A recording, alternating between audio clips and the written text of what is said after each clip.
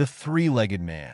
Welcome back to Story Echelon, where the shadows hold secrets and every step could lead to a nightmare. If you're a fan of eerie, spine-tingling tales, make sure to subscribe and hit the notification bell. Tonight, we're diving into a story that will make you think twice about walking alone in the dark. Let's begin. The town of Greystone was small, quiet, and ordinary, or at least that's how it seemed to outsiders. But those who lived there knew better. For decades, a shadow had loomed over the town, not figuratively but literally, in the form of an ominous legend passed down through generations. They called him the Three-Legged Man, a figure said to haunt the thick woods surrounding the town. The stories were always the same. Someone walking alone at night would hear strange, uneven footsteps, step, step, thud, coming from the darkness. If they turned around, they'd see him, a tall, gaunt man with an extra leg that jutted awkwardly from his side. No one knew where he had come from or what he wanted, but the elders of the town were adamant. Never walk into the woods after dark. And if you hear the footsteps, don't look back. Alex was never one to believe in ghost stories. He grew up rolling his eyes at his grandmother's superstitions and laughing at the ridiculous tales his friends would tell on camping trips. At 27, he had a job at the local hardware store, a small house on the edge of town, and no time for nonsense. But one cold November night, everything changed. Alex's shift at the hardware store had run late. By the time he locked up and got into his car, it was nearly midnight. The road home was a narrow, winding stretch that cut through the edge of Greystone Forest. On normal nights, Alex found the drive peaceful. The dense trees seemed to wrap the road in a cocoon, their branches arching overhead. But tonight, the forest felt different. The moonlight barely pierced the thick canopy, and the air seemed heavier, colder. As Alex rounded a bend, his headlights caught something in the road ahead, a figure standing still, its back to him. He slowed the car, squinting to get a better look. At first, he thought it was a hitchhiker, but as the figure turned to face him, Alex's breath caught in his throat. The man was tall and impossibly thin, his limbs too long and his movements unnatural. But it was his legs that made Alex's stomach churn.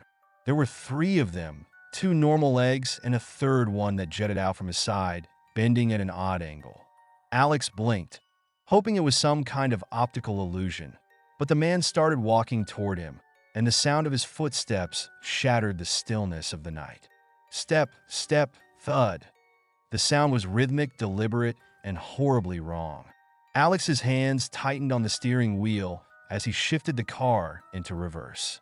But as soon as he started backing away, the three-legged man stopped. For a moment, everything was silent.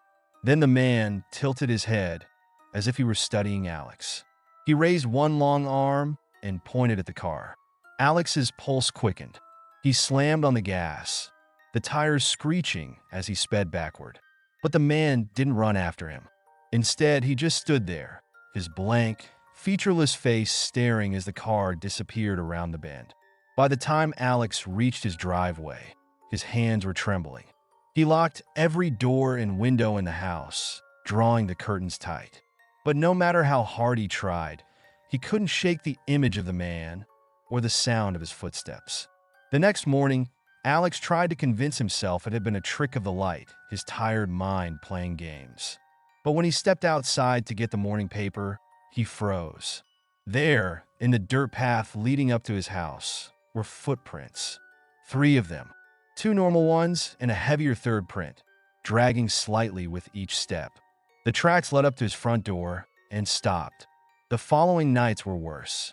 Alex began hearing noises, soft whispers outside his window, the faint sound of footsteps circling his house.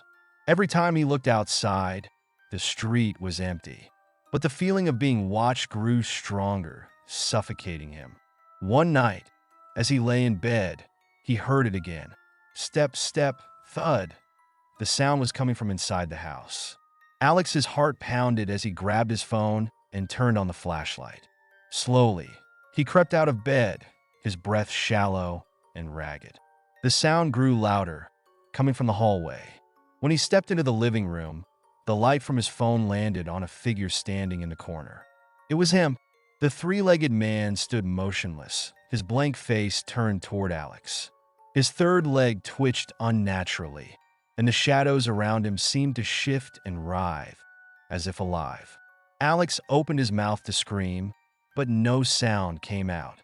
The man raised an arm, pointing at Alex, and whispered in a voice that seemed to echo from everywhere at once. "Why did you look?" The shadows surged forward, swallowing the room in darkness. The next morning, Alex's neighbor noticed something strange. Alex's car was still in the driveway, but the house was silent. Concerned, they knocked on the door, but no one answered. When the police arrived and forced the door open, they found the house empty.